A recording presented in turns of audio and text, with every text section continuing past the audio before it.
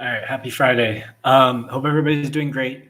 I'm going to start these all pretty similarly, which is if you're new here, please don't skip this part. Please go watch the first 10 or 15 minutes to the first video on this channel. I'm just going to be extremely blunt this time. Basically, if you don't have $10 million that I want to say you can happily lose, but that you can lose and not really have your life impacted, then do not bet the games on this call. That's going to be the company line. That's not a random number. I'm picking it because, as I've explained, I can start screen sharing now. And sorry if you hear the dogs in the background. I have two puppies running around. How did they did last year? Obviously, this edge is like pretty decent. It was an extremely small sample. Does this mean it will continue? This is not really the game I play, which is betting a completely painted number in the middle of Friday where nothing's moving, there's no injury info coming. It's just there for us to bet. That said, it still overcame and was profitable last year. I think it's likely to continue to be. Is it going to be this number? I don't know. But do I think it's over 50? Yeah, I bet a lot it's over 50. I bet a lot it's over 52.4. Is it between 52.4 and this number? Maybe. Is it more than this number? Who knows? But the reason I say 10 million is no matter what, using all the uncertainty we can about like what this is worth, I think it'd be relatively insane to be betting much more than 1% of your bankroll on any of these games right now on a painted number on Friday. And unless that number is around $100,000, which would be not that hard to bet on any of these games right now, you should be betting these games yesterday or Wednesday or Monday, and ideally for 99% of you on Sunday. And there's plenty of people out there on the internet who are going to tell you and find you obvious off-market numbers that are good almost no matter what, like this -06 on Florida State tonight, or whoever all down the list, all these green boxes right now. Or are going to be betting stuff like Utah on Monday this week when the West Virginia coach is basically on the mic telling everybody, hey, our entire team is out this week. And you can and getting good. And there on Sunday and Monday, or props or whatever else. So I know this is like preaching to the choir and a waste of time for a large majority of the audience, but just in case that's my belief. If you want to bet these for fun, go ahead. If you want to learn something, go ahead. But that's kind of the scope of what I'm trying to do here. It's not an easy thing to do. It's worked last year. And as I'll get into now, it's gone utterly horrifically this year. So horrible, idiotic, humiliating, all the words. It's not really useful for me to just sit here and shit on myself. But yeah, we've had 13 bets this year. They're 5-8.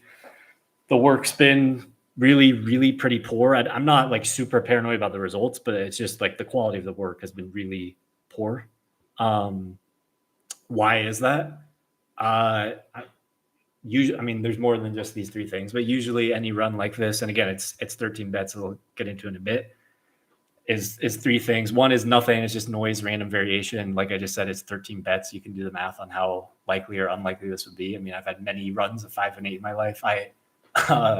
Right after I graduated college, I never had a real job. Like I've been doing this since I graduated, but when I first started this, I was like on the fringe of like bankroll stability, of like really thinking I could make like a solid, mid 6 figures earn on this.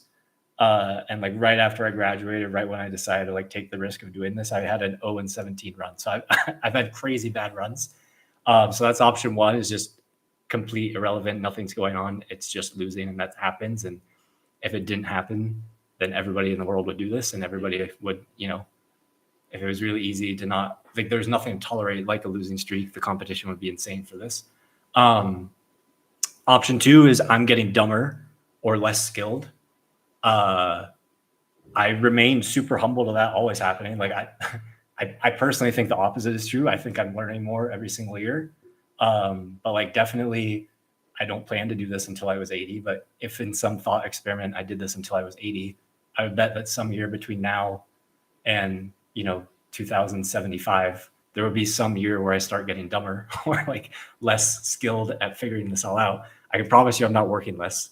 Or the market's getting a little better. And so I would say it's probably 95% the first thing, maybe 4% the last thing, and 1%, I'm not going to say I'm getting dumber, but just like my raw skill edge being lower.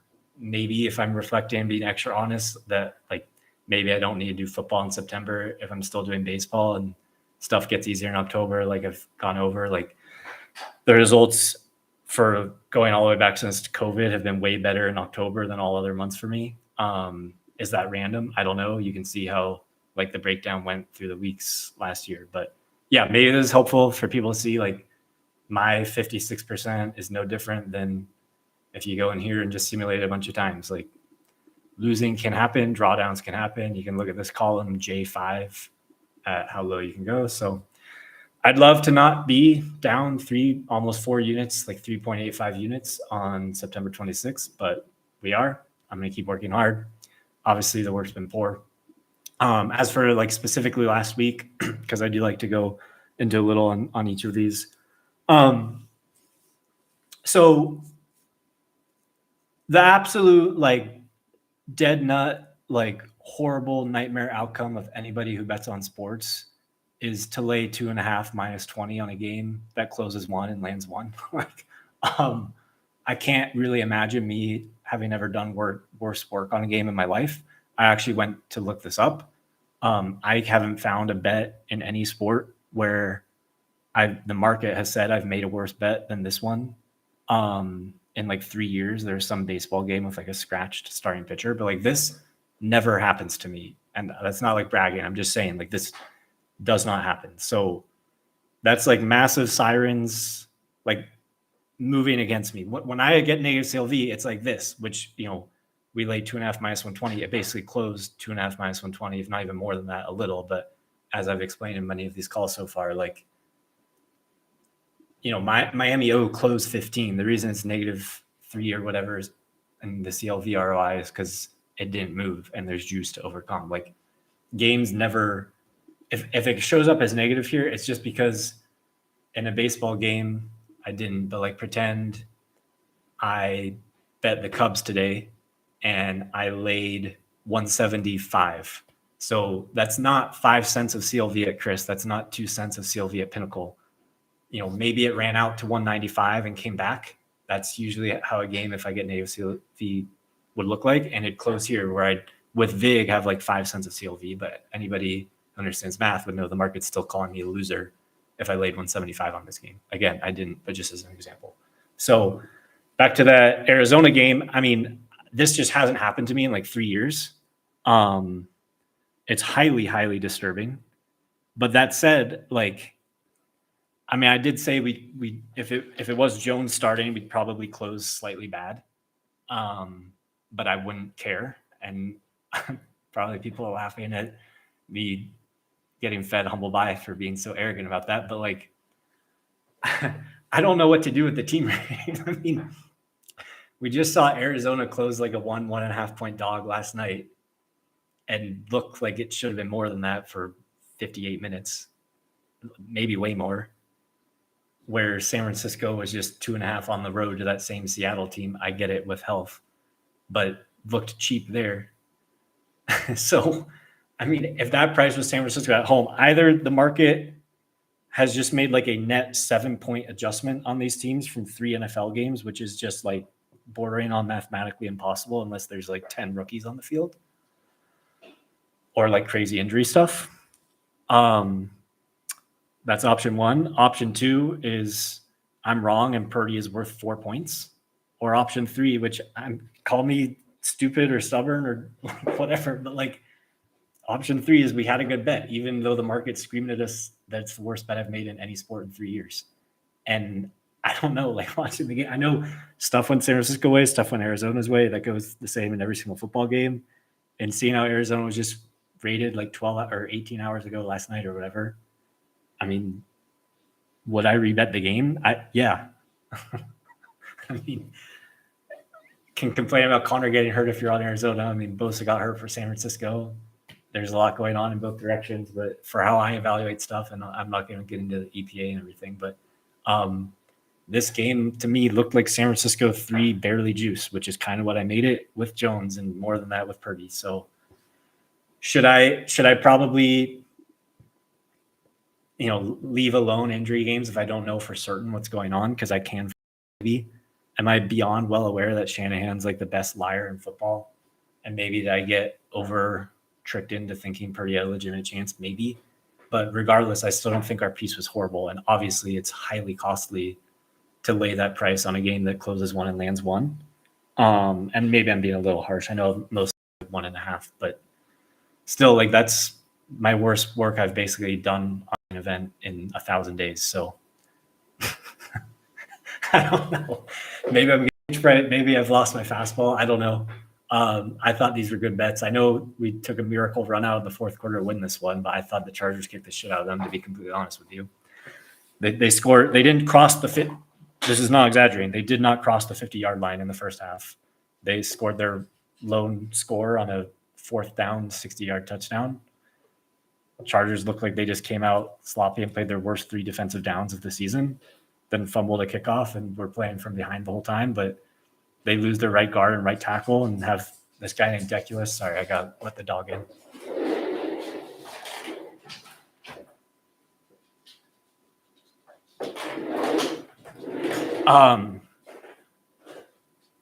And still looked like domination to me. So would I make that 3 juice again and rebet the same bet? Yeah, even though the market called me a loser. Is there better stuff to do? Maybe. But yeah. And then on these, Washington closed really pretty good. Was probably more of a sweat than needed to. We'll talk about that game in a bit with like the delay on the defensive coordinator changing stuff with the cover 1 spamming, which he's done forever. And then California closed okay. Loser at halftime, never had a chance. One of the most humiliating losses, failed cover by 47 points. I don't know. I mean, it is close to inarguable. If we lay 13 on a bunch of games that close with this, we'll win something. And every year of my life, this number, Y2, has been bigger than this number, AB2. So I'm going to keep trying to do this. For NFL, I can tell you right now on Friday, this number, if you're one of these people, AB2 is going to be a negative number. Now, I don't think it's going to be either of these negatives, but it's going to be extremely hard for this number to be above 0. Now, I think it's really likely, above 50% that this number is positive. And that's been the case every year I've done this. So up to you with what you want to do with that. I'm going to start with NFL. I know people love the NFL. That's interesting. I'll figure out who did that. I'll start with Minnesota. So the main thing right now with Rodgers is he's just like fully admitting and declaring to the world like he is physically unwilling to take a sack, and all their plays have to develop in 1.5 seconds. And it was bordering on this case with the Jets last year, but it's even more extreme this year. And whether that's for his body, the way he wants to play football right now, I don't know. But if the play is not there in the first 2 seconds, they're cooked. If it's clear to me, I assume that's clear to Brian Flores. They obviously played with the Jets against Flores last year in another Europe game. That was kind of a struggle until the end. They got a concession against prevent stuff at the end, but it was a pretty controlling defensive performance for Minnesota. Again, I expect more of the same. I'm pretty close to betting under. Sorry, all these dogs are with me this night. Maggie, yeah. Dang it.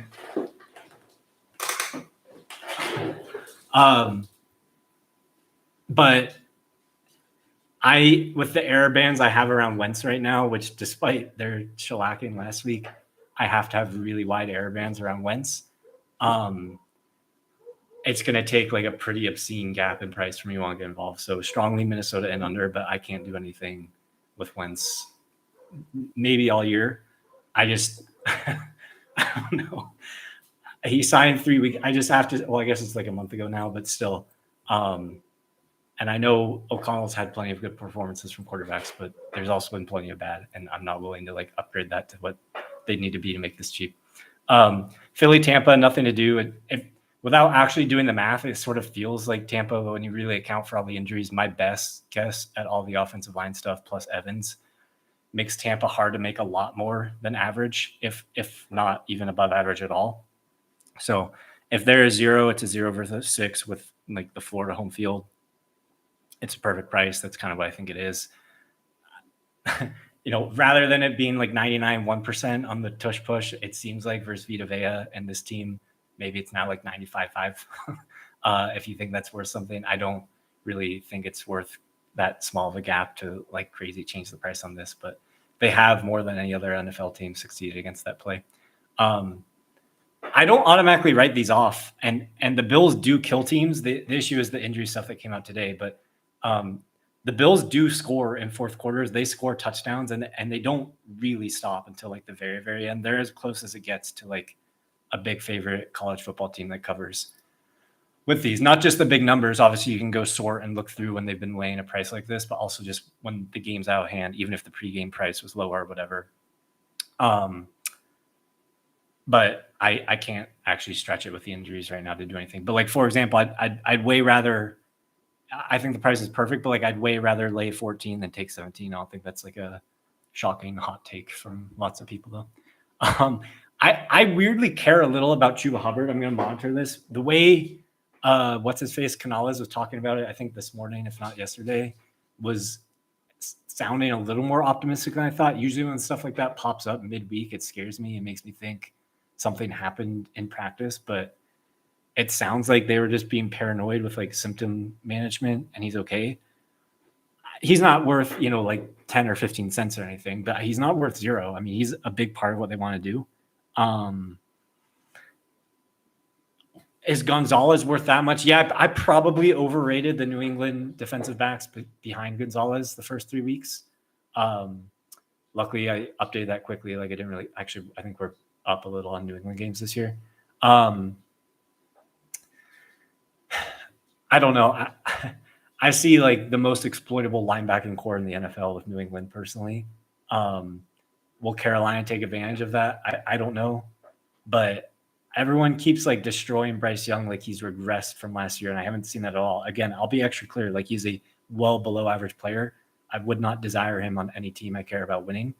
But this ranking of like 2023 Zach Wilson or 2023 himself is not close to what I'm seeing. I'm seeing kind of the same player of the second half as last year, which got overrated for lots of last year. And in my opinion, and like during the off season of thinking that would like continue or extrapolate to more improvement, but I'm not seeing any regression. So I don't want to start slashing them a lot below like a -6. Honestly, that feels like I'm being probably even too low.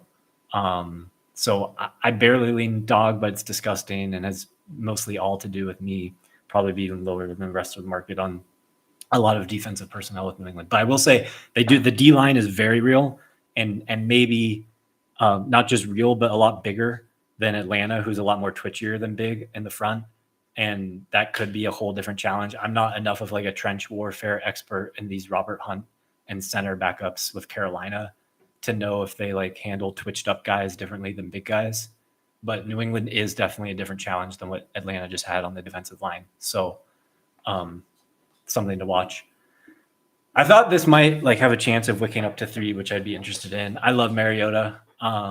I will say I do, and in hearing Carroll talk about it since, I do think a lot of that game was one team on 10 days rest versus one team on 5 days rest, and like a pretty physical divisional war on a 10 a.m. body clock game kind of had a lot against them in that game. They looked just like pretty run over.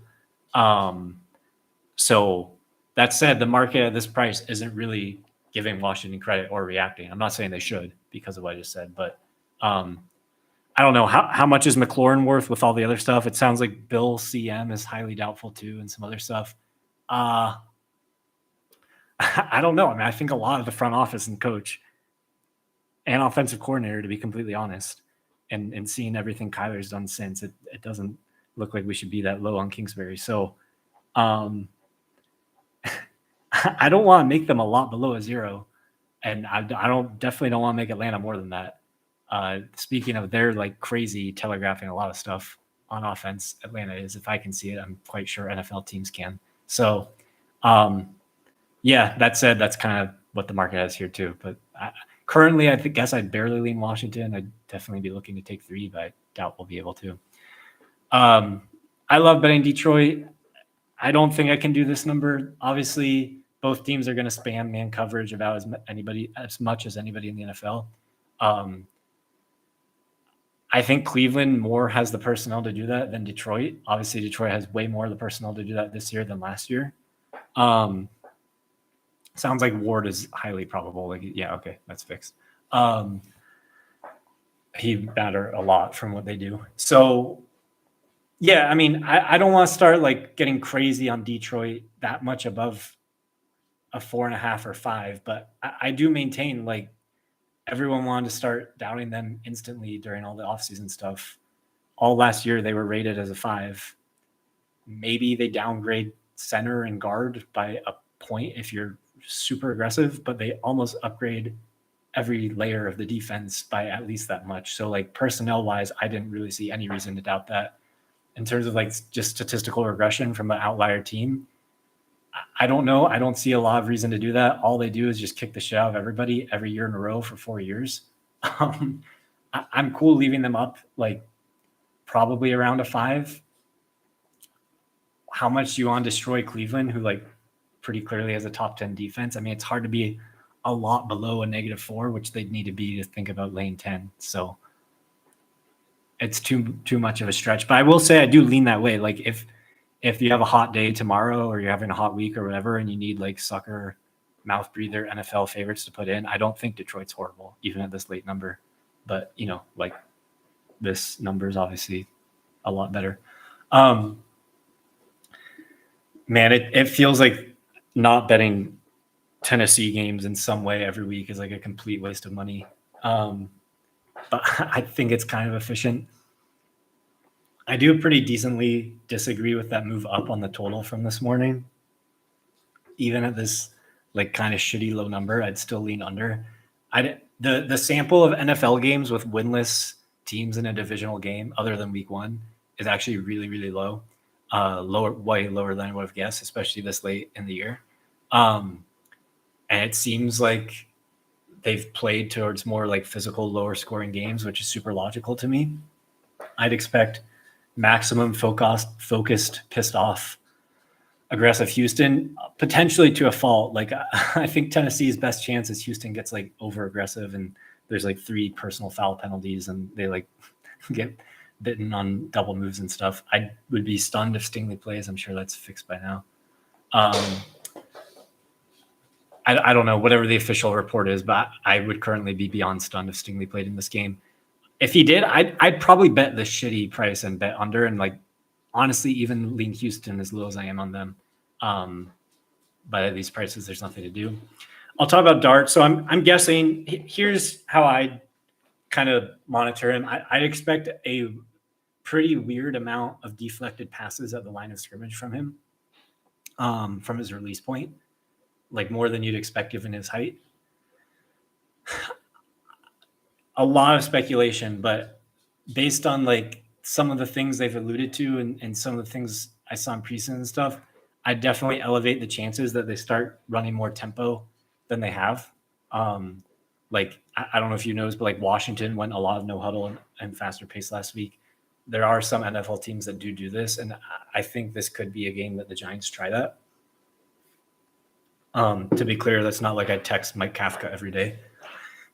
Just my educated guess.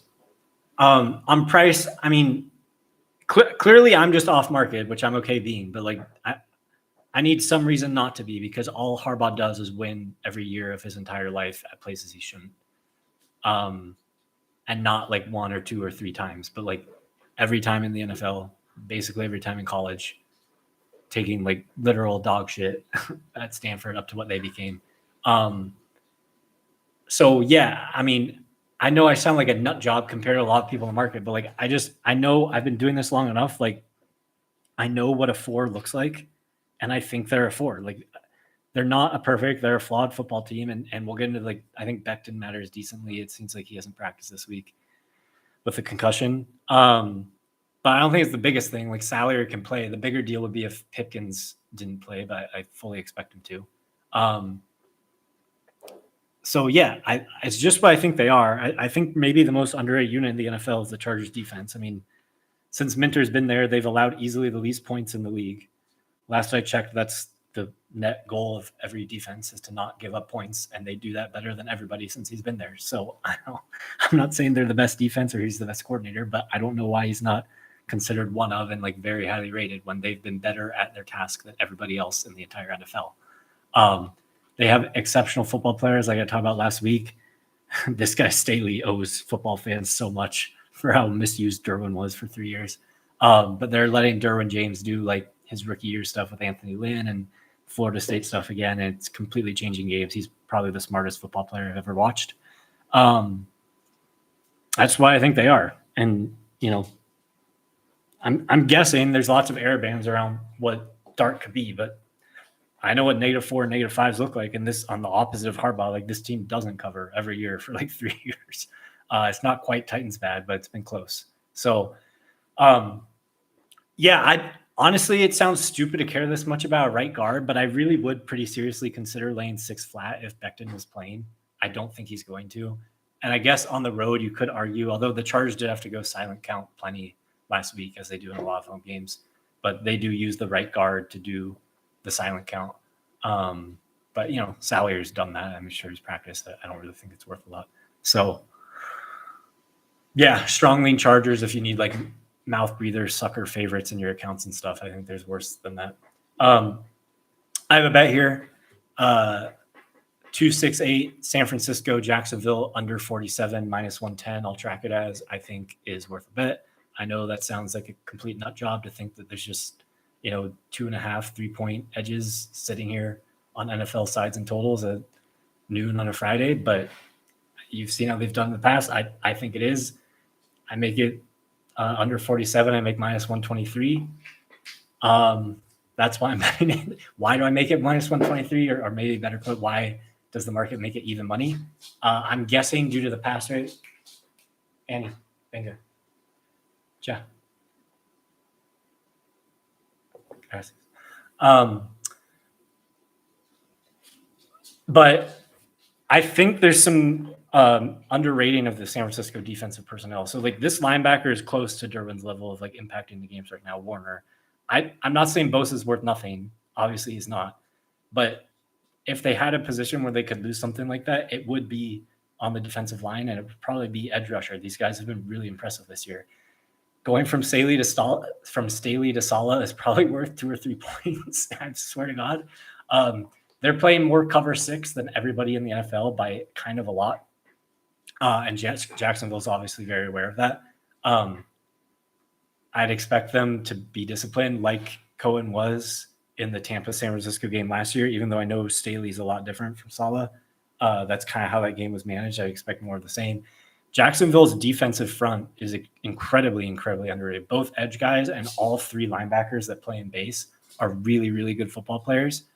I think San Francisco's offensive line is the worst it's been probably of the entire Shanahan era.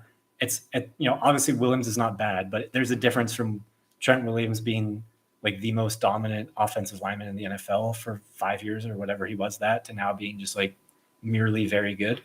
And they have 2 legitimate problems at guard, in my opinion, and mediocre elsewhere. It's what happens when you pay a quarterback what they're paying him. You just miss the ability to like upgrade spots like that. So, yeah, I just based on what their totals have been, like Jax was just 42. I leaned under and should have bet it and flew under against Houston. Obviously, Houston is a way different base total and way different football game than the way San Francisco plays. But yeah, I don't expect Jennings to play. Pearsall, I do, but you know, there's only a world where he's less healthy than he's been so far. I'm not accounting for any of that. Like there's only extra room and meat on the bone if I'm right about that. Yeah, I could just say I like under 47 because I make it 123, but that's what I think. Strong lean San Francisco, as you can probably imagine, but based on the game getting more shoved in my face than any game I've bet on in 3 years, it's just hard for me to think that it would close good at all. And if the game's not going to close good, what's the point of betting it right now? Or ever, to be honest. Nothing here. Pretty perfect price. I guess I barely lean under at this current number. But I think there's way better games to bet. Is there an update on Adams? They updated it, I guess, like 15 minutes ago. Says he's probable. Yeah, I mean, in that case, there's nothing to do. Strong lean Vegas, but I don't really try to buy bottoms or sell tops. Like, I don't know. Like, maybe I can give an example. So, like, people love on these like liquidation wicks, like back on these tariff lows, trying to just like peek a wick for screenshots on Twitter and clout and everything to try and like wick this bottom and call the bottom, and then they like retweet it 3 months later and say, look how genius they were. My goal is to make money, not be cool on Twitter. And so for me, I'd way rather start buying here when there's reason and news and information than guess that this is the bottom, which becomes obvious later on in hindsight bias. Once something's been set in where A, I have clear invalidation, and B, I can set up where my risk reward is going to be, and my conviction around the bottom having been in is higher. So, like if you wanted to guess who's going to win the election last year before it's happened, you could take the gamble here and you get this extra 10% move. I know what's happening based on the results of the election, as I tweeted out pretty effusively. And so I'm cool longing here and getting this whatever 30% and missing this first 10% where I can go ham in size with conviction. That's going to be me with most football teams. I'm not going to guess that Vegas has bottomed until I've seen it. Does that maybe cost me in the long run? Possibly. But yeah, I mean, I'm really hesitant to upgrade Chicago much, if at all. I still see massive personnel issues in the secondary with a different defensive coordinator might be worth less, but with this guy is absolutely still worth what I think it was. I think maybe the biggest mismatch in the trenches in the NFL this week is Crosby against the Chicago right tackle, who is playing horrendously. So yeah, if they were going to bottom, this would be a great game to do it. But on price, do I like really make these teams perfectly equal with conviction to where this is a really good number in a stadium that has well below average home field? Like I said, I strongly lean that way, but not, I mean, it's September 26th. I'm down 3.8 units. I'm not going to be using these idiots to get out of a hole. I'm sorry. That's another thing. It's like, I view all of this and like this season and these streams and everything a lot more than probably a lot of people who win as like really trying to like navigate the season and like just win something, like win a nut, like get to this 5 to 10 unit number in college, or 1 to 3 number in NFL, or whatever it is. For how much up we were in November last year on the football. Rather than like this lifetime maximize EV, like I'm going to be doing this for the next 2 decades. Like a good bet's a good bet it and move on. And there's my bankroll. Like I try and optimize everything around like the 2025 football season being a winning season. And if that means I take my EV from being 20 units to 15 units, but the certainty that I don't win less than 5 units increases, that's worth it to me. Maybe stupid. That's just how I view things and how I like set up personal finance and like bankroll growth and betting more year after year. I'm pretty close to actually betting Kansas City the more I think about it. I mean, really, I don't want to say none of their games are bad, but, and maybe this is like double counting some Chargers stuff, but if the Chargers are what I think they are, which we've got 21 Harbaugh games now, I think, to think that they are, that's not some crazy sin in a weird game in Brazil. Losing to this team that's power rated kind of neck and neck with Baltimore on a game that, by the way, closed like DVig, like Philly minus $110 2 weeks ago in a game where they throw a goal line interception in the fourth quarter, I believe, to take the lead, is not, to me, some crazy sin. And then easily covering and frankly probably having been able to cover by more than they covered last year. I know Wilson looked horrendous, but he didn't 7 days before that game at all.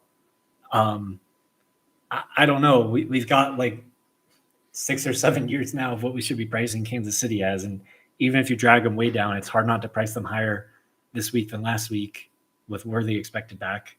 I mean, I'd be pretty close to wanting to make KC around a 4. It sounds like Matabuke might be out for the year for Baltimore, and like I heard some people say like career threatening. Him and I don't know how to explain this Kyle Van Noy guy. I think he probably has the same 40 time as me, but for whatever reason, this is just like consistently still one of the most productive and important players in the NFL. I can't explain it. But yeah, long story short, like it's hard for me to make Baltimore like. I think a lot of this defensive stuff is not random and not that they just played a really elite Detroit team or a really elite Buffalo team, which clearly they did. But a lot of this is like material defensive personnel issues for them that they haven't really faced in like 4 or 5 years with some of the people they're playing on defense right now. Like these are not Ravens defensive players. So if they're a 6.5, which I kind of think they are, and the Chiefs are a 4, which might be high. But if it is, it's not like they're worse than a 3.5. Then this game's 3-ish on a neutral, and this game would be calling Arrowhead like half a point home, unless there's some crazy ball knowledge matchup thing, which there's zero evidence of in this series. Like between, I think Mahomes and Allen with these regimes and same coordinators and coaches and everything have played 5 times. The Chiefs have won 4. They've dominated 2 or 3 of them. The one Ravens win was by like 1 point at the end on a complete random game that KC was arguably the right side in. Like, I'm not saying there isn't some crazy football advantage for Baltimore here. There could be. That's above my head and pay grade. But on quality of teams, I'm actually like pretty close to betting Kansas City here. Like, I don't know why this game needs to be devigged like 20 cents more expensive than the Kansas City Philly price, which looked like it closed perfectly efficient. And like, I don't think you're nuts if you want to argue Kansas City was close to the right side in that game. And since that moment, Baltimore just got pretty thoroughly physically controlled by Detroit, is now on short rest, and Kansas City had a pretty dominating win against, a bad team, but like what you want to penalize them for that? Like, I don't know. So yeah, I mean, I see all the works with Kansas City. That is the worst Kansas City team in a very long time, but I think that's more than priced in at this point. I haven't done anything, but it's close. I think it's too risky for me to make Green Bay more than a 5. Too risky for me to make Dallas worse than with Bland expected to play a -2, which honestly might even be aggressive. So, and if that's the case, like you actually have to lean dog, which is just like boggles my mind because I can see this game exactly where Green Bay just swallows them like they did the first 2 games, but the numbers aren't the numbers. The math is the math. And it's hard for me to justify even considering Green Bay at this price, even though like probably a lot of people I'd love to. Again, the market's just like fully come my way on Miami. It's really annoying. But like at this current price, I could only consider betting them, which I'm not going to do. But this guy Steve Wilkes and this whole head coach too, like they're just going to spam man coverage borderline arrogantly with mediocre defensive backs against a team you cannot do that against. So could it work if their D-line wins fast enough? And could that happen? Yeah, and that's the reason basically I'm not betting it is Miami's offensive line. But I think it's a pretty good game to live bet if you can see Miami's holding up offensively in the trenches at all. I think I would not expect a lot of defensive adjustment from New York. And I honestly, even with divisional home being small, expect this to be like small edge Miami, who does have 3 extra days of rest. I don't know how much you want to like demolish Cincinnati. I mean,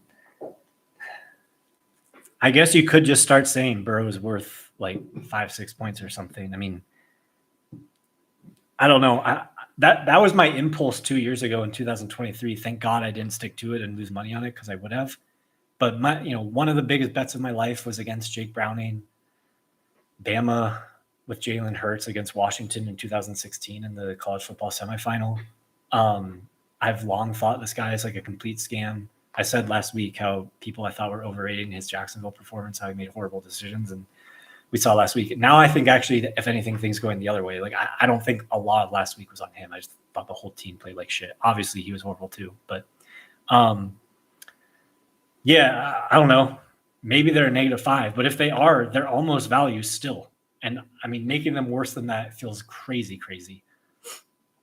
So it's really gross, but like honestly, probably more than anything other than the game I actually gave out, lean Cincinnati as much as anything. But again, on September 26th, when I'm down almost 4 units, I'm not using Jake Browning against that defense to get out. Good luck if you do. And I guess I'll be on Friday after this one. I mean, this is just like these San Francisco prices are weird. I mean, if Jennings played, I'd be pretty interested in taking 3. I don't know how close he is. It sounded like it was a high ankle. We see how long Lamb's out. It doesn't sound like his is as severe. But yeah, I mean, I rate these teams pretty similarly. The 50-minute plane is the same as any of these. Probably the Rams have longer to drive to the stadium in traffic than San Francisco does to fly there. And these games, crowd-wise, are usually 50-50, and it's divisional home anyways, which is less with familiarity. So at that price, I strongly lean San Francisco. I'd probably, if Jennings played, even bet it. But we don't know yet, obviously, and won't until then. So good luck if you do. Let's just do college. So Virginia's played basically nothing but scams, and the one game they didn't competed for a half and then got pretty physically overwhelmed in the second half. I was on them in week 1, pricing them as like pretty close to a 0, like barely above a 0. So like I'm not low on them, and I didn't see much of a need to start upgrading them based on what's happened with the teams they've played in other games. So, I know how much money they spent on their team. They're easily above like the basement dweller Stanford, Wake Forest types, given the price that just happened. Thank you, Barry Horse. Very insightful. But like, I don't see much of a path to where you could like confidently price them as being better than a 5 +5 power rating. And this center sounds doubtful. Brady Wilson, who's been one of the best centers in college football. Now they slide this guy named Metcalf in from right guard to play center, and he did this last game, and he seemed fine. But the guard replacing Metcalf struggled a little. And, again, they're playing Stanford, who has 1 linebacker, 1 defensive lineman, and basically nothing else on the roster right now. I mean, that's kind of how good I think they are. Obviously, Morris is playing at a great level, but that's into the number, and why a team with, frankly, still a roster this limited is able to be that price. And Florida State, we saw, what the Jordan Travis years would be, which is, they definitely have in them to build a roster around a +20. Now, that was with a bunch of NFL players, Johnson, Fisk, Verse, Keon Coleman, like a bunch, the running backs. But I don't think this team is close to as good. But, I wouldn't be opposed to just like completely deleting and destroying every game Florida State played last year from their rating. And if you did that, you'd be coming pretty close to making Florida State pretty within the teens. And honestly, if priors didn't exist at all, and all you did was based on how good the teams are, I believe they're first in gap and EPA and everything, like net EPA. Like they're arguably been the most impressive team in the country. Like if you just looked at the 3 games they played so far. So yeah, my strong guess is the gap between these on a neutral is a lot closer to 10. I know it's a big game for Virginia, but I don't know why it wouldn't be big for FSU too on a standalone primetime game. And I'd be really reaching to make some conference with not a lot of travel conference game worth a lot more than 2.5 home. And I'd pretty strongly lean Florida State, but I think there's going to be bigger edges to bet and nothing great there. But at this current price, I definitely lean FSU. Was dying to bet ASU. Someone else did. There's no edge on numbers. It's as dumb as basically, honestly, the identical handicap as last week with ASU Baylor, which is I don't really think they have much better football players. I think this coach is unbelievably good at winning and way more trustworthy at winning games than the TCU staff. I will say for like cross-checking Briles versus what Mississippi State does, who honestly, Levy runs more like Briles-y offense than Kendall Briles' son at TCU right now. TCU is actually doing a lot more condensed stuff and does not really do anything like what his dad was doing. The tempo is similar, but offensively, they've actually It's funny. I should start just specifying Art Briles when I say Briles offense, because that's not really what TCU is doing anymore. It's a flavor of it. It sounds like this running back's going to play. Oh no, he's out. I'm thinking of another team. Did that matter last week? Not really. Like I said, there's going to be better games to bet. Houston's covered every game. Oregon State's failed to cover every game. Houston's look great. Oregon State's looked like pure and utter dog shit. Just came off a pretty emotional rivalry war. And the coach seems like he's getting fired. I don't know. I mean, this game would have been like Houston 2.5 3 weeks ago. So is an 11-point adjustment warranted without like real roster changes? Probably not, but I mean, there's 50,000 better games to bet on in all kinds of sports than betting on Oregon State right now. I will say this is the first time they're going to have real home. There's very few FBS teams who academically run on a quarter schedule. Coincidentally, several of them are home this week. Washington, I think Northwestern, wherever they are against UCLA here.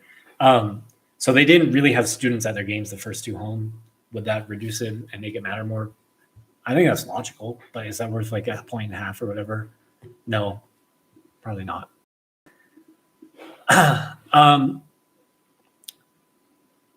There's actually a discussion point is like respecting moves and stuff. To be honest, I probably, if this game opened 8 or 7.5 and just sat all week and there's no movement, I would probably bet Ohio.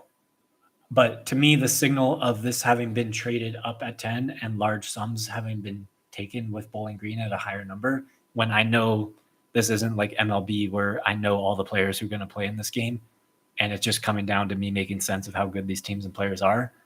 And, as humbly as I can, but I like making fun of it on Twitter. Like when there's opposition on my baseball, I win more. And that's been happening for a decade. In football, that's not the case. There could be players out of this game where people know something I don't, or hear how practice is going. There's just way more opportunities for there to be information I'm missing. So I respect this 7.5, 8 a lot more than if it was just this sticky opener that people left alone all week, which wasn't. It was trading up around 10 and higher all week. So I'm going to respect it and leave it alone, but I do make it basically where it opened around 11.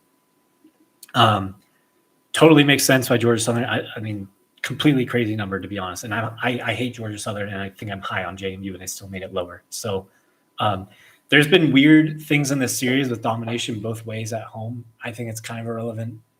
Georgia Southern, there's some defensive injuries. Yeah, they're on here, those 3 defensive linemen. I think 2 of them might matter. But 17 is all you could consider.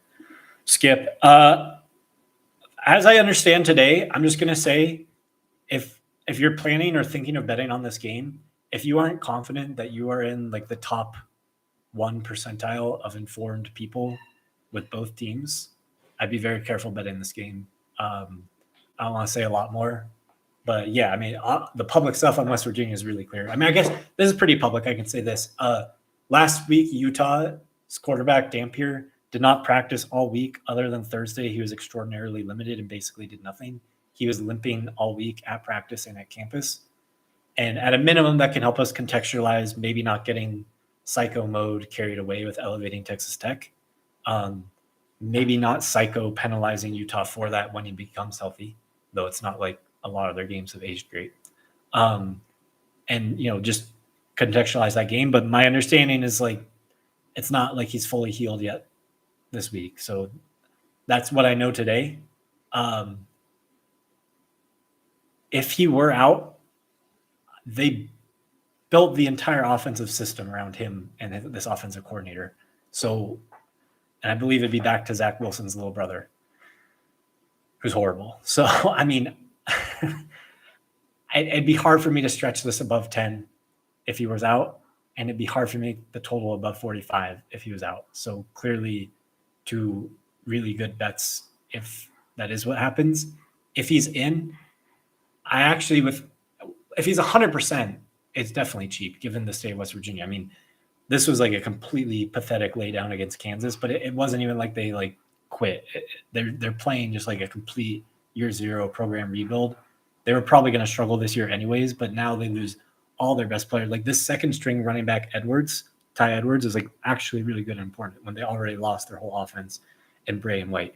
And now this quarterback, who I don't even think is good, but is like multiple points clearly over the other. I think they have 5 quarterbacks they're willing to play over the other 4, who are some of the most mistake-prone players, which, they border on being so bad they threaten the total with turnovers and stuff. And their pace, I do expect to still be insane. They seem pretty stubborn about like building a program around this pace they run. So, yeah. I was really hoping Vasco would be out. I know it's a nutty price, but I don't think any of these Liberty backups can play whatsoever. It sounds like he's going to. On game day and like Sunday, I think he was highly, highly, highly doubtful. If you don't know, it's an upper body. Yeah, it's a shoulder. It's I think, throwing arm upper body injury. And he sounded really doubtful on Sunday. And then Chad will say he's going to be very limited in practice on Monday and Tuesday. And now it sounds like he's playing. How much do you reduce their rating? That's not very clear. Old Don gets to potentially off a bye avoid like some emotional letdown from a crazy win for them. I mean, how good does playing 4 quarters with Indiana look right now for them? I mean, I think this is probably the best Old Dominion team since I've been doing numbers, and I'm not just fully reacting off all that, but going into the year, I thought this was a possibility. I know their coaching staff is really, really good, and I think the quarterback's improving. So, if they're getting up to being like a highly competitive Sun Belt team, I've already talked about how Liberty was one of the only teams paying players for like 10 years. And now they don't have that advantage. I'm super willing to like tank where that program is. And especially when you've seen this left tackle matters a lot. Trey Podolsky, I'm thinking of the Nebraska guy. So yeah, but there's nothing to do if the kid plays. And, if I knew he was going to be 100%, I'd actually probably decently lean Liberty. Like they were in that game last week until the quarterback injury and then just completely snapped. I think it was touchdown 3 and out, touchdown stop, touchdown, and the game ended. So it matters a lot, basically, and monitor going forwards. Memphis, I know, is super nervous about playing on real grass. They only do it like once a year.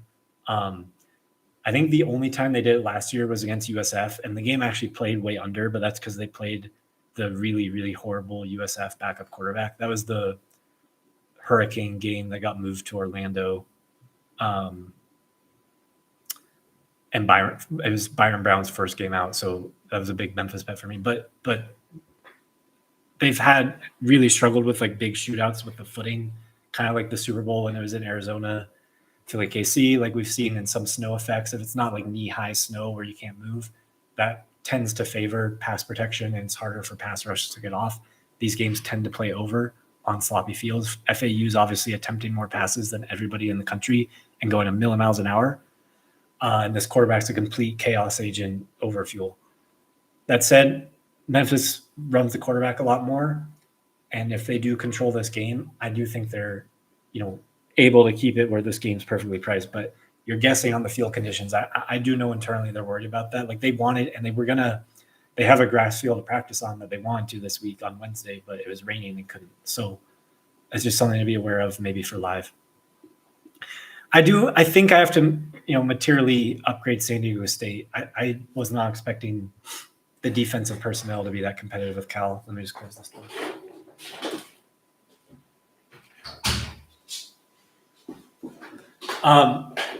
Obviously, these coaches are super familiar with each other. In the 2023 Kent State MAC title game, NIU completely ball hogged them. They're using some Brilesy concepts, but again, not going near the pace of like a Mississippi State or whoever, or Tennessee. So yeah, that said, NIU just faced a similar thing in Mississippi State in their last game. But all this, I think, is more than priced in. I'm still like maximally bearish the NIU quarterback. I think he's unbelievably bad. And, after seeing San Diego State, I don't, not surprised. I don't expect them to score much, but neither does the market, and the number's pretty much there. I agree with the move.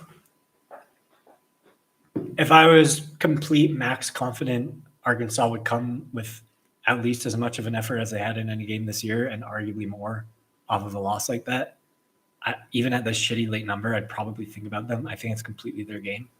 But you're guessing on how kids are going to react to a game as insane as last week. And it's not like I would confidently make the game 2.5 or anything. I'd be more like 3.5. So it's not like stealing anyways. I don't know what to do with Cal. I mean, both these teams, honestly, but by far the weakest links are on BC. It's BC's secondary, I think, especially with the injuries. So, yeah, isolated, the quarterbacks are throwing really nice balls and look super talented. They're both making suspect decisions, and I'm not overly impressed with either offensive coordinator, which is weird. Rolovich has done a lot of really sharp stuff to me in his whole career, and it seemed, I don't know, my read on how interactions are on the sideline and stuff is, I know Harsin is the offensive coordinator at Cal, but it seems like Rolovich is really the one calling and doing everything.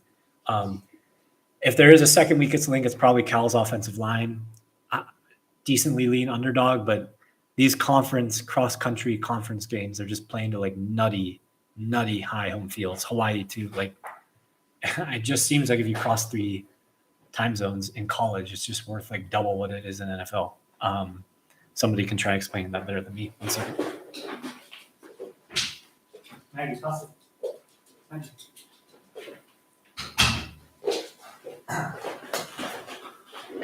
Buffalo quarterback is out. It mattered a ton in their game. They're up 17-0 in complete control. The guy gets hurt, and they go touchdown, stop, touchdown, and lose the game to Troy, who hadn't sniffed a touchdown in like 7 quarters. I don't know. I mean, Buffalo does have the key players I've talked about for a bit now, Victor Snow and Red Murdoch. They are 2 of the best players in the MAC, but I think that's kind of all they have. I've probably overrated them too much. I will say this quarterback didn't look like abominable. And it's not like Roberson's this like crazy guy, but pedigree-wise, and especially having just been with UConn, and he is a Penn State recruit. Like, I think he's talented enough. He's way better runner, obviously. But yeah, the Buffalo backup couldn't do anything. I will say in that fourth quarter where the Buffalo backup played mostly all of the fourth quarter, they were going into the wind. I mean, I don't know how to contextualize that or rate what he is. I think he's pretty bad. I think it's worth decently. Do I need to start slashing Buffalo with the backup to be around like probably NIU or maybe even lower than that to where UConn would be good here? I believe it. I think you had to lay 3 to love it, but I do strongly lean UConn still. Complete guessing on Virginia Tech. We'll learn a lot. I mean, I will say you cannot get more polar opposite, another Browse guy, from Pry to Montgomery and like philosophies around football and like game management and stuff. So something to completely monitor live. But I don't know what to learn from Vatek's last game on how they're going to do like a real game like NC State. Indiana's weird because like I know what a plus 20 looks like, and there's just like I love this coach so much, but like there's just, I'm sorry, there's no way that roster can be that. And we saw like once finally they started to get rated kind of close to that at the very end of last year, it was not close to right. So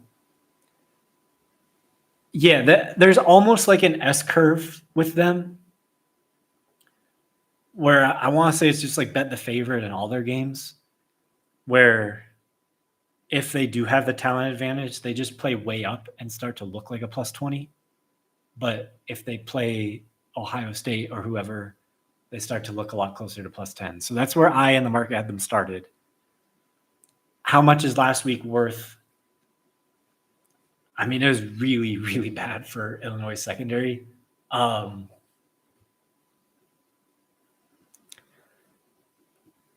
I'm guessing they're in like the mid to high teens. The issue is what do you put Iowa as where are they on that S curve of how you price these Indiana games? Because I like Iowa. I like in the trenches. I think this is as good as Iowa's been, which is totally saying something. And I think, they're probably at least around plus 10. So I'd be closer to this being the price on the neutral, to be honest. I'm not betting Iowa. And I will say this is probably back seven wise, the worst Iowa's been in a really long time since I've been doing numbers, which gives me pause against this. But I'd be really careful to anybody like completely falling in love with Mendoza. He has been inconsistent and made mistakes. Maybe he's a new guy, but I just, in knowing what he just faced against all the secondary issues with Illinois last week, I'd be careful like falling in love with the guy. I'm not at all expecting Reed to play for Pitt. Doesn't matter. He's easily their best player who touches the ball. So probably. I don't know. I mean, Louisville's in the teens, Pitt's in the single digits. Louisville's probably low teens. This is not at all, if you haven't watched them yet, at all what you would expect from a Braun team. They're like a dominant defensive line. I'm actually not impressed at all with Miller Moss so far. This is not some like shootouty Aiden O'Connell Purdue team. They have like a really legit defensive line. And so does Pitt. Like, honestly, this is like, I sound like a nut job, but like in terms of defensive line play, with the state of these two who are down, it's not like way different from one of like now, honestly, with these two defensive lines. They've been really, really good. Is the price off? Not enough. The game probably, if you just took the coaches, if they had mirror image equal rosters, the game with just the coaches starts out at like Louisville. Pitt probably has a little bit better players. I'm kidding, kind of, but I don't see anything to do.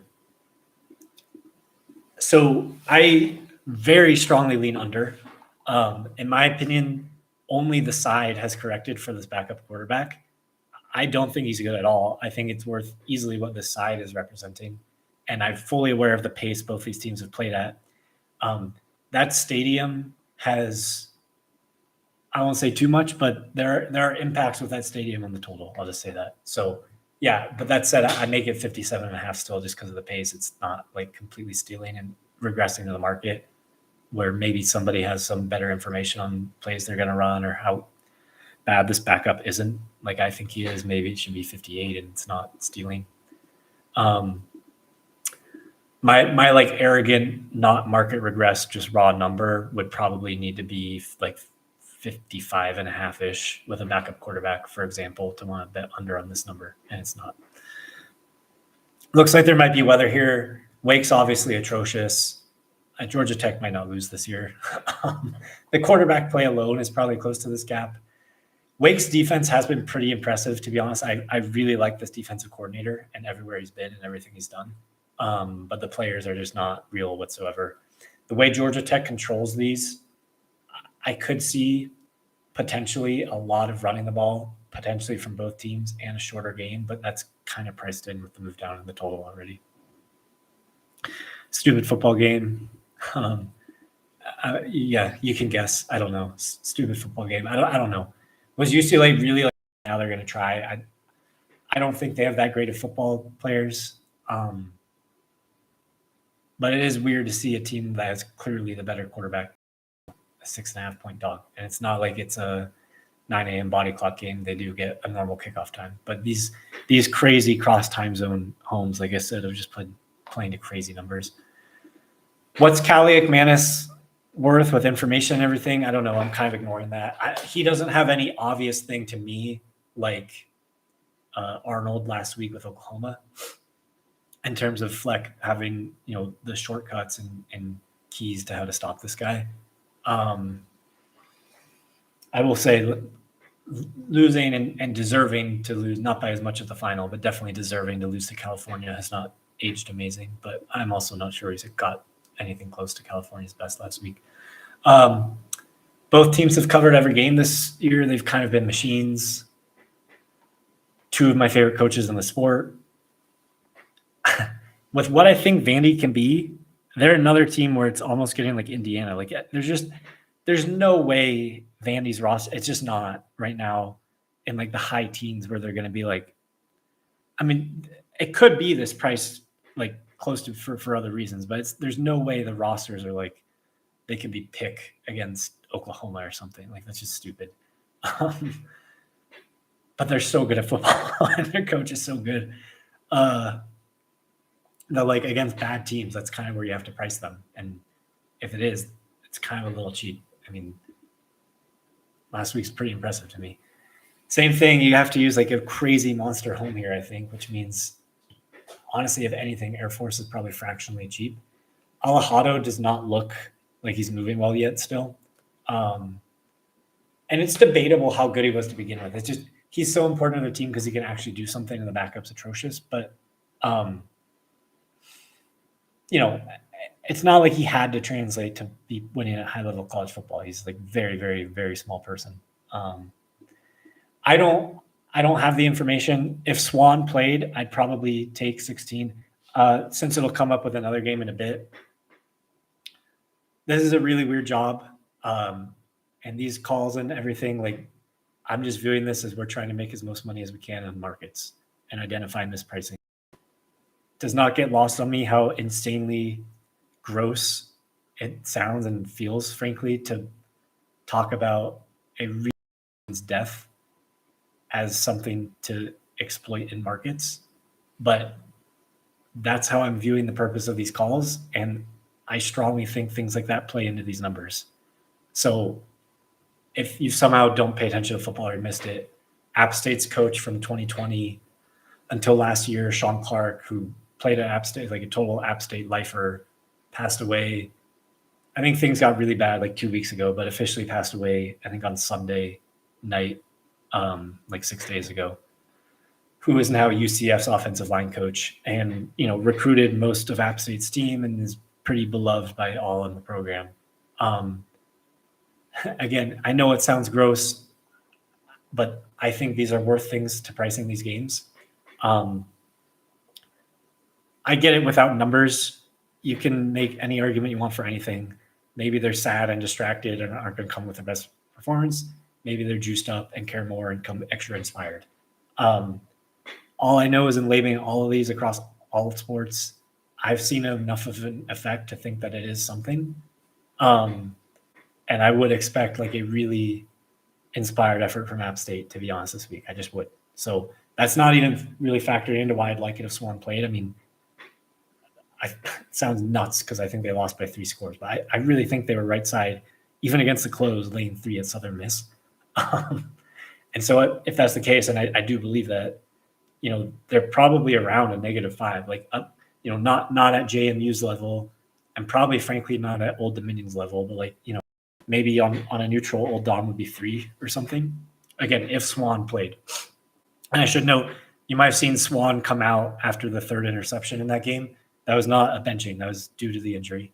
And absolutely, I think he's worth a decent amount and has been in total control of this offense other than 3 really weird interceptions that I'm not fully going to tank your opinion of him from. One of them was like an insane bounce pass on the field. And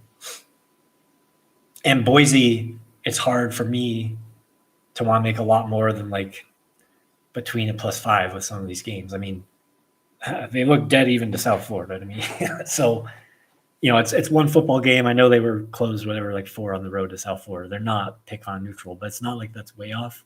And I'd be having this game probably if Swan played and was fully healthy, just on numbers around 14. And I don't know, what's the inspired effort worth? That's where like the limit increase UAB Tulsa game last year, like a lot of these, I don't know, but I don't think it's 0. And so if Swan played, be 14 and that other thing's worth something, I don't know, could be 13, could be 10. I don't know, 13 and a half, maybe it is 0 and 14, and you can bet it. But yeah, that said, I don't have the information yet. I can't believe they got this number right. I thought for sure I was going to bet New Mexico, but it's literally exactly what it should be. There's no secrets. Surprisingly, I do not lean San Jose at all. I actually lean Stanford. San Jose is really, really small and got physically overwhelmed and shoved around by Idaho and Central Michigan. It's pretty shocking to see. They usually do a pretty good job of getting these like West Coast big Polynesian bodies in the trenches. And they do have one a defensive tackle this year who's like all conference, but outside of him, this is a really small football team. I don't know what to do with this quarterback. I mean, he played really well the whole second half of last year.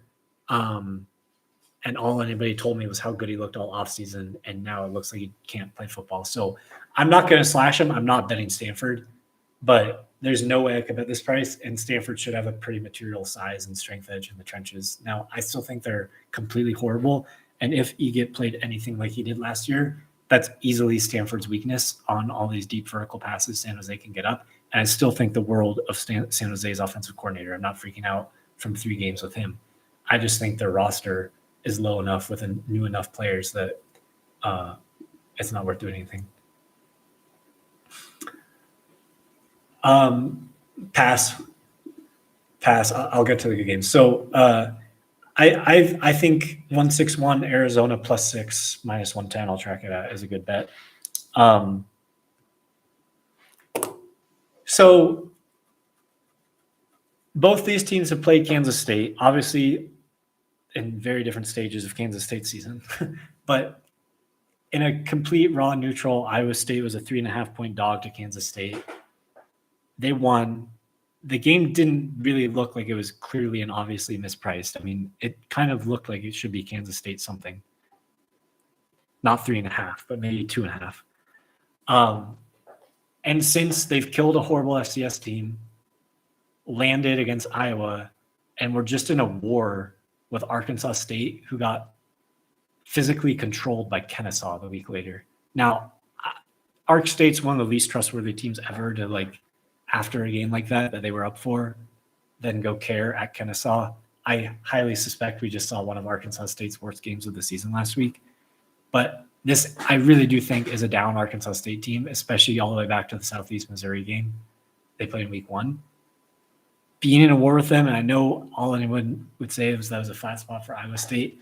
Again, we went over it on that call that week. Like, they haven't had those spots. And so I think there's material roster issues with Iowa State that's keeping them easily, like, well below, like, this category of team in the Big 12, like, by at least 3 points and, like, probably 4, to where I think Iowa State, despite how much I like the court, is hard for me to price a lot above, like, a 13 right now. And Arizona played Kansas State. The game was pick at home. And the game looked like it should be Arizona 10. I mean, I know it landed 6 or 7. It was a miracle that game landed what it landed. They completely dominated the game. Now, matchups and everything, this is not why I'm betting the game, but just to, like, frame pricing.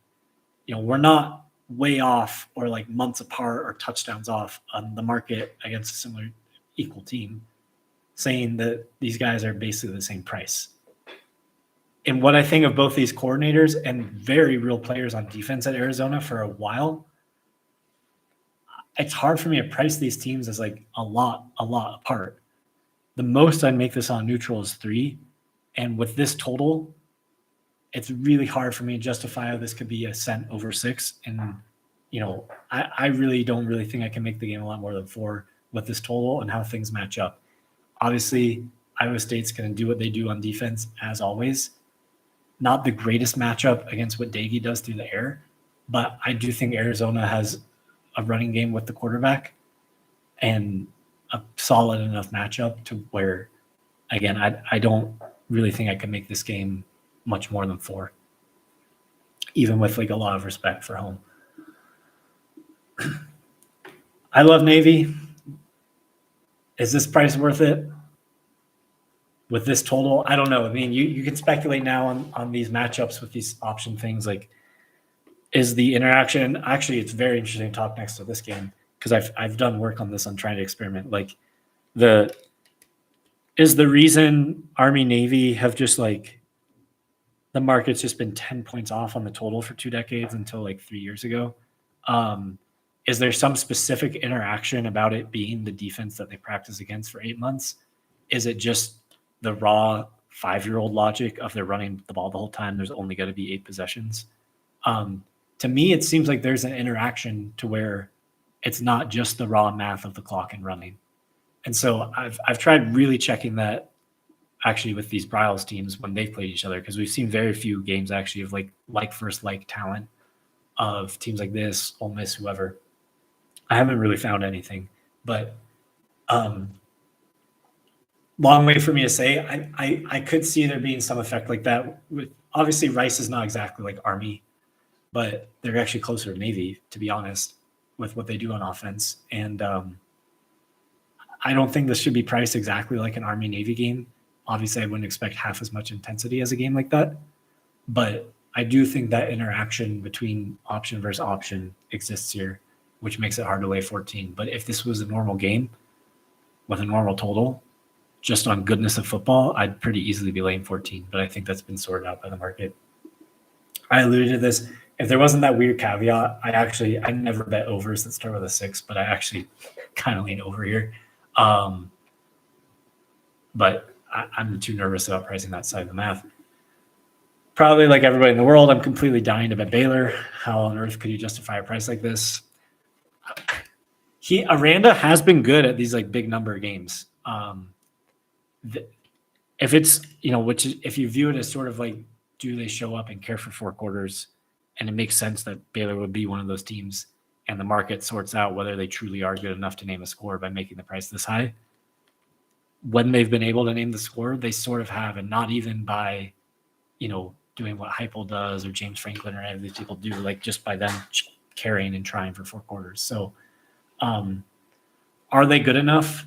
That you still like, when you watch Tulsa, Oklahoma State, like, I know the quarterback play is unthinkably horrible, but like they still do have Oklahoma State body, not like when they were good, but they have like Big 12 bodies still. So, I'd have to start making Oklahoma State to lay this price, you'd have to make Oklahoma State like pick to Tulsa. And I know they did just get controlled and deserve to lose to Tulsa. So like maybe I'm answering the question for myself, but the game was 9. So if you're betting Baylor right now, you're basically saying the game was just like wrong on a number by 9 points, or this new coach they're just going to quit on this coach or something. I don't know. I can't do it. I don't think either team can block the other at all. I decently lean Kentucky, but I don't know nearly enough about the Kentucky quarterback strengths and weaknesses to feel good about this crazy stadium at this hour to want to do anything with them. I can't bet a South Alabama game currently. That's a weird team price. All right, I see a bet here. I think 173 UCF plus 6 is good. I know they've played nothing. I know this might seem like I'm double counting the Arizona-Kansas State game. I know Kansas State's off a bye. These have been really good performances back-to-back from UCF. Again, I know against nothing, but that Jack State game actually has aged decently with all the offseason work on what I thought UCF could be. I thought it was easily positive. Not quite a plus 10 yet, but easily positive. And I don't see any world right now with the state of where the season is for Kansas State. And this is fully expecting Dylan Edwards to be back and play and be a big role in the offense. I don't really know what separates these teams more than a field goal, which means I'd be making this game more like 5 anyways, which wouldn't normally be worth a bet. But with the circumstances I mentioned before, I feel horrible trying to like exploit a market on a situation like this, but I've just seen it enough times. I'd expect one of the most focused, inspired efforts of the season from UCF. And I could be wrong. They could be depressed and lose by 20. Fully aware it's not a lock, but I've bet these games enough in my life that I think these things are worth something. I'd be careful just assuming Chambliss is as good as he's looked. Sorry, there's another dog now.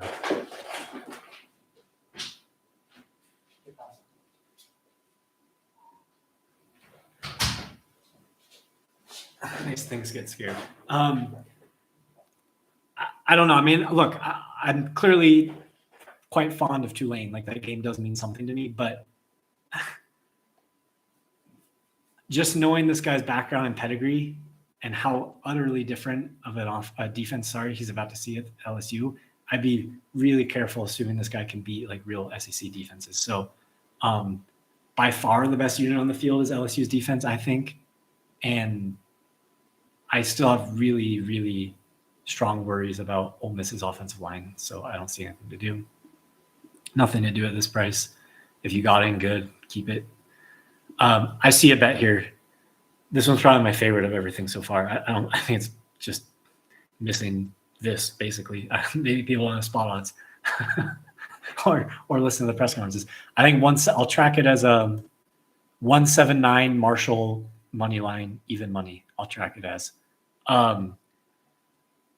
Louisiana is down to probably the worst quarterback in the country. They're down 4 of their top 5 offensive tackles. They have 1 scholarship offensive tackle. By far, their 2 best receivers are Robert Williams and Shelton Sampson. They're both out. I think that's their starting long snapper, and they've just completely given up on tackling. So I'm not insulted or confused about why this price exists. Obviously, Marshall lost at home on the field to Missouri State. They've been the prices they've been priced in like the pretty easy negative teens. And I get Louisiana was around, if not slightly above for sometimes and below sometimes, around a 0 for almost all of last year, and have played really good football for basically as long as I've been doing this. But I am currently quite confidently pricing this as the worst Louisiana team of my life. I just think these things really add up to where the dam's broken, and this is what sounds nuts, I know, but like basically what the worst team in the Sun Belt usually is, down like, I'm not gonna say -20, but like to where I'd be making this at least Marshall 3 on a neutral. So is this Louisiana home field worth this crazy amount with the matchups and considering the huge gap in quarterback play? I don't think so. So I'm pretty close, honestly, to making this like probably Marshall $1.20, $1.25 if we bet even money. I know I'm saying there's just some 25-cent edge here sitting on Friday, 24 hours before the game, but that's what I think. So I'm frankly, I know Middle Tennessee is really, really bad, but I honestly am impressed with Marshall last week. They had a crazy rain delay during that game. I think they were in the stadium for like 9 hours, just eating like crackers and peanut butter jelly sandwiches in the locker room for hours, then come out and have a really good performance. And knowing this coach, Tony Gibson, and hearing him talk about how incredibly upset he was with the tackling and defensive issues, I expect they just had to actually even off a win, one of their best practices, one of the best weeks of practices of the year, if not their best. And what is really missing is this switch to this quarterback. So Del Rio Wilson was the starter basically all spring, and then lost the job in like the Georgia game and the first 2, because I don't think he had a good fall camp. But it's just really clear this guy's like completely a game player, not a practice player, and is totally a gamer. They switched to him, and I would just completely ignore everything but the games where he's played lately. So I think their ratings changed. Honestly, I kind of think it's like on a neutral, like Marshall 4. I mean, easily, not even close, like easily, Marshall lays over EMU. And I know Lala just closed favored at EMU, but it didn't look like they should have. So I think when a team is just 20 points worse than they were last year, which Lala is, if not 17 points worse than last year, the market doesn't fix that in 3 games. And I could be wrong, but I think Lala's 17 points worse than last year. They're playing like high school players all over the field. I feel bad for the guy. I don't think he's a bad coach. So I don't have the final information on Lane like I did last week, kind of bringing that up with USC. Again, I do think he matters. My understanding right now is he has a solid chance to play, but it would be more like he wears pads and a helmet and runs like 20 sprints, like snaps, where he's just running downfield, taking a safety with him as a decoy, but is not actually playing. That's my current understanding. I think it's a shoulder injury. And then I don't see Jakeem Stewart on here. So there's a pretty big defensive player on USC's front who was in a boot at parts during this week. What are they? I don't know. The good Heisman year with Caleb, which is, I don't think quite what this team is, was pretty easy in like the +20, +22 range. Is this team 3 behind it? That feels kind of fair. I mean, the offense has been that insane. I mean, they're back to, for the first time since that Heisman year, running like the old Lincoln Riley GT counter. This running back's definitely the best they've had since that year. I think it's fair to keep them priced around like a 19. And I don't know what you do with the state of Illinois. It does sound like of the 4 main defensive backs who were out for targeting and injured in the Indiana game, it does sound like at least 2 of them, like this guy Bailey is expected back. That's how Bielema was talking all week. I think with a quarterback that good and how everybody has had them rated all year, I don't want to freak out too much to that game and make them a lot worse than a 10, which means 9 on neutral, and USC played the latest kick start time last week and now plays at 9 a.m. body clock in this game. Now, they've been, I know, very worried about this game for months. They've put like all their scheduling efforts. They're traveling out a day early. They started the prep earlier too for everything for this game to try and be ahead of and prepared for these road games. They were not happy at all with how they traveled last year. But I'd still have to consider that pretty big enough home to where I sort of think 6 is better than 7, but nothing worth aggressively betting. Do I think the road Lincoln Riley run out the clock stuff with trying to play Madden through the quarterback drags this total down?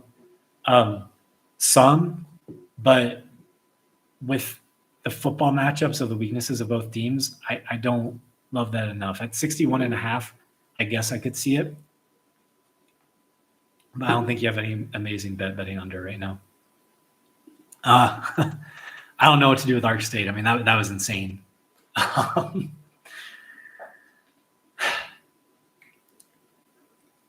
So they play every year. This is random, basically, but Arkansas State has won and covered 15 in a row against Monroe. Like these teams have not. Some of it's been matchups, and Monroe's been favored in 2 or 3. It's not like this program's just been steady 10 points above, but they've been clearly a lot better for a lot more than a decade. To where Monroe's now favored. Like I said, I think that's fairly irrelevant. I don't know what to do with either of these teams' games last week. I think there's better ones to bet. I'm not betting Mizzou. I'm very close to. The one thing to watch out for is their kicker, both for field goals and kickoffs, got hurt. And this new guy they're really struggling with. And when you're laying a price like this, you cannot afford to give that big of a gap in field position with what they're doing on kickoffs right now. And believe me, I completely know how horrible UMass is, but I don't think there's anything to do. UMass is going to start playing. They're calling him a freshman. He played last year. This guy, Hairston. He's got easily the livest arm, easily. And, they are going fast enough where Mizzou would have enough possessions. And, I fully expect, like this kind of like I saw Tennessee landed by a half on this one last week. Like this is probably not horrible. I mean, I forget what these numbers are worth, but that seems like that almost has to be good based on some of these others. But yeah, nothing on a painted full number right now for me. All right, I have a bet here on 188 Texas A&M -6.5 -110. I'll track it as. I think I pretty much completely nailed the Auburn thing with Arnold needing to have every decision made for him by his coach, and that being very difficult to do on the road. And also Venables knowing everything about him. Unfortunately, I was too stupid to look at the most obvious way to make money on that with Auburn team total under and under in the game.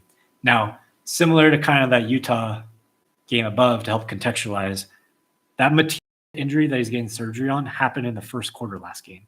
And that's kind of why I didn't bet under.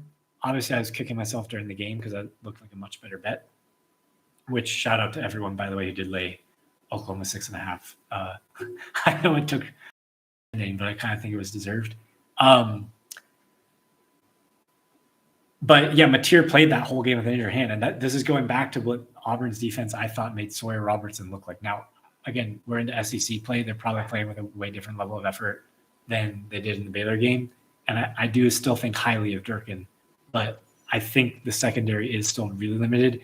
And Oklahoma is way more horizontal with mesh concepts than anything what A&M does. Colin Klein, I think, is probably going to be head coach very soon. I'm super, super impressed with what they're calling on offense. Both these receivers are unbelievable, even by this conference's standards. Craver and Concepcion. And I'm not even that in love with the quarterback, but with an offensive line like that, and his ratings on accuracy and PFF, completion percentage, everything's going to be lower because of their ADOT and how much they're pushing stuff. But I think Klein is scheming these up really well on what is obviously an advantage for A&M's receivers, I think, against Auburn secondary, even more so than what Oklahoma just had. I rate on ratings A&M at least as good as Oklahoma. Obviously, I like 6.5 last week. A&M's secondary is probably easier to throw on Oklahoma than Oklahoma, but I actually think their run fits are better than Oklahoma. They certainly have better bodies and certainly have recruited better. So, and I'm just kind of going to blind trust Elko gets a defense to play, and I don't think we've seen anything close to A&M's best in their first 2 games.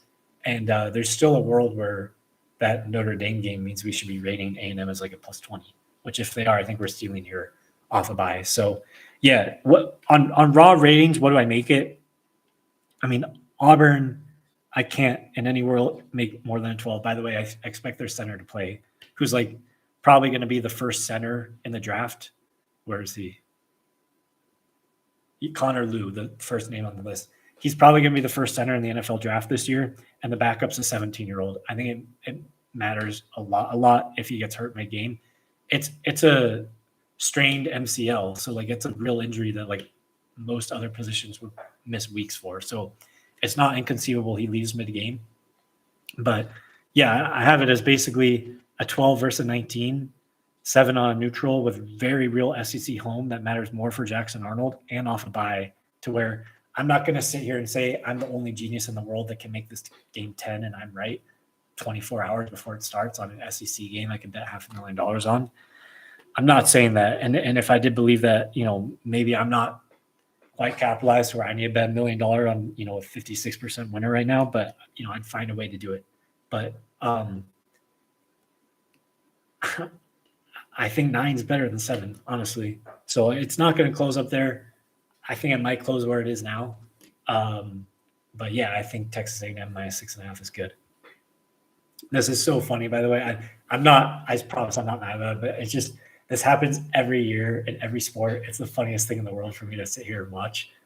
When I'm hot in baseball, like I was just on a really big win streak in baseball, like throughout most of August, stuff started moving like 30 cents on like, whatever, on the 18, I think we were like 15-3 or something, like a hot-ish run, but like a pretty meaningless sample. Stuff starts moving like 30 cents. I swear if I go like 3 of 8 on a baseball stretch, stuff's going to move maybe not at all or come back to where I started. You can already see in the football, stuff's moving less. I just think it's the funniest thing in the world to me how people react on 13 games. Nothing here. I mean, yeah, nothing. This does seem light. So there's some coaching incest here. And actually I should have brought up, where's the other coaching incest? Where'd they go with Southern Miss? Too many games. Oh, here. Jacksonville State's offensive coordinator, Clint Trickett, was with Huff at Marshall. But, obviously they're scouting against Wimsatt, not Calvin Fancher or whoever they had. Cam Fancher, sorry. But yeah, Western Kentucky's been, I guess I'll start with Missouri State. They've been rated easy in like the -20 range, and Western Kentucky 10, to where this game on ratings in the market and myself would be like a lot closer to the 6 or 7 range. But again, I'm nowhere near the expert. And like where these opened, if it just stayed at 4.5 and stay there all week, I'd probably be more inclined to lay 4.5 than I would be to even lay 4 now, given it's against a move that happened where there could be information I'm missing. So nothing to play. Both teams have switched quarterbacks. Colorado State started it mid-game last week. It, I guess, seemed to help. I've never been remotely a fan of Nicolosi. It doesn't really look to me like this other guy's very good either, though. I thought this Wazoo kid played really well against Washington, to be completely honest. I don't know that a lot separates these teams. There is real enough home. Strongly lean dog at 6. I'd probably think about betting it, if not bet it. But there's nothing to do right now. I guess my arrogant market unadjusted number would be like 3.5. That's not enough for me to play on Friday, 24 hours before the game. So my plan all year was to think I was going to bet this game. And maybe given that sentence, I shouldn't think what I do now, given the meaninglessness of all the games played this year. But I've dug a lot more into Dante Moore. I think I probably overlooked how much this guy has grown up, matured, and improved in life and in football.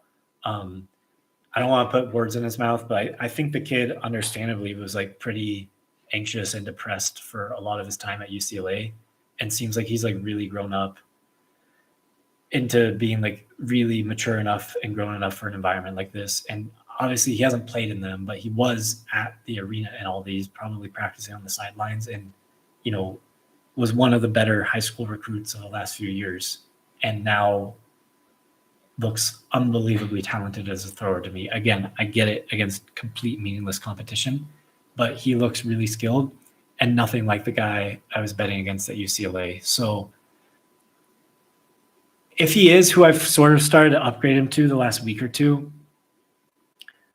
I think Oregon probably is a 25. And I mean, I was on Penn State many times last year, rating them as like around a 23. And I don't think this team is at all clearly better, you know, at any real position. So, I mean, that'd be like 2 on neutral. And I kind of agree. I think the home field here is like 4 points, but that would more now make it like they should be 2.5, not 3.5. So I'm not betting Oregon. Because I'm guessing on how Moore is going to translate to a game like this. We've never seen him in an environment like this since they got killed in that Utah game I loved against him. I think it was his first road game at UCLA. But I do actually like pretty decently in Oregon, especially up at these numbers like 4. Obviously, the most repeated stat of the week will be James Franklin against teams who finished top 10, not at the time they played, because obviously sometimes they're rated differently. I think it's now 4-30, which is crazy. I think Lanning is 4-5 in similar games. So in 3 years versus whatever, he's been there 13 years, Franklin. I think he was 2013.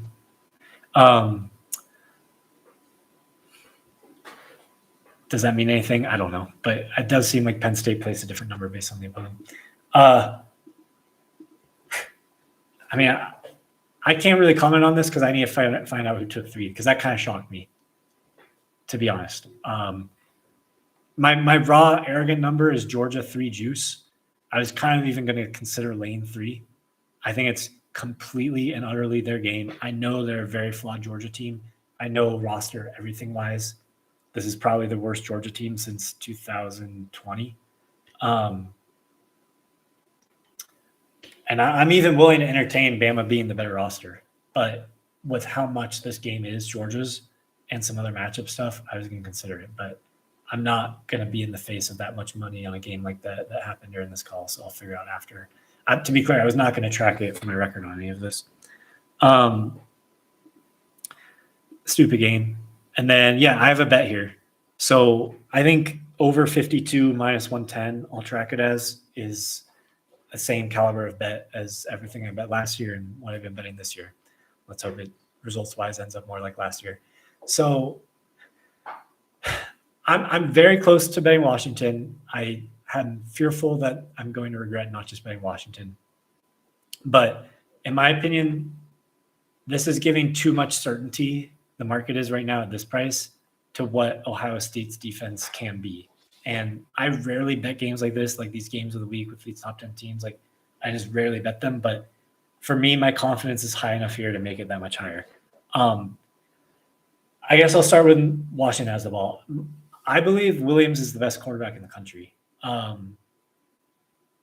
get they've played nothing, but in college football, there's lots of ways to do the math on this. Beating the utter living shit out of teams, even if they're terrible, means something. There is signal to scoring touchdowns more frequently than literally every other team in the country. And everything about this quarterback, other than his height, makes him look like a more accurate Lamar Jackson. Like, that's what he looks like to me. I mean, he does not miss throws. He totally intellectually gets football, and he moves not quite Lamar, but basically better than anybody but Lamar. I don't think obviously this receiver is not better than Jeremiah Smith as like a talent or anything, but like how they're playing right now through 3 games, Washington's had the more impressive receiver in Boston, and they've easily had the better running back. The reason I'm not betting Washington, who I'm up to like now pricing around like, by the way, I think they probably have a better offensive line than Ohio State. I'm serious. And, just knowing the way Fish has managed these games, I'm up to like pricing Washington probably around like a 17 to where I'm not sure they're much of a dog, if anything, to USC. And I've got Ohio State probably around 26 to where this would kind of almost be my price on a neutral. The reason I'm betting over is, as you'll hear on anybody who talks about football this week in this game, is Ryan Walters will spam cover 1 and man coverage more than anybody else in the country. Last game, he stuck with it way too long. It took 3 quarters until he finally adjusted and started zoning off this guy. They instantly got big 6, got stops every single time, and then won the game. I was yelling at the screen with our game at halftime with that it took that long to adjust. But it does go to show, like, for all these people just say, like, all they do is cover 1. There's not a defensive coordinator in the country who just does one thing the entire time. Like, it does not exist. You cannot do that. He is very stubborn with it, and that's why I'm betting over. Is I currently have not confirmed Tacario Davis. He matters a lot. He's an arguable first-round pick against the most wide receiver talented team, as always, in the country. But this guy, it says Tariq. I know him as Buddha. He's the green dot leader, controller of everything they do on defense. He's going to be out multiple weeks. I think matters a lot for this game. Sayan's been very good at throwing. But running, man, I mean, there's a lot of why I liked Ohio State against Notre Dame last year in the national championship. Like, you cannot run man coverage the amount I'm sure Washington is going to try to here. So I think Ohio State's offensive line is good enough to hold up to where all you need is 2 seconds, and any of these guys are going to get open on these guys. Washington, if Davis is out, does have 1 corner, but the second corner, Leroy, got benched midway through the game last week for this freshman. I think his name Dylan Robinson, maybe. He played fine against Wazoo, but they just made Zevi Eckhouse look like, like an all-conference player last week. And I don't think this is a very serious or competitive secondary. And I know how slow Ohio State's gone. I'm guessing a lot of that because we don't have that big of a sample on what Hartline's going to do with pace and tempo and stuff and in these games. But I do know how Jed Fish manages these games all the way back to when he was at Arizona. I do know he has NFL experience against Patricia. And reflecting on the Ohio State-Texas game, rewatching that, Texas had a lot of guys open, and even with Arch playing like me, they still had like a decent amount of movement of the ball and just couldn't score. And I just think Washington has way more touchdown scores than that Texas team.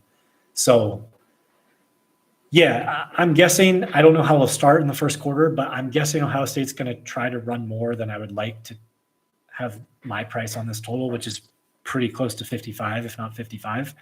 But that eventually there's just going to be such an obvious funnel towards that not being what they can do. They're running more close to as much play action as anybody in the country. I like that a lot here, especially against man that they're likely to see here.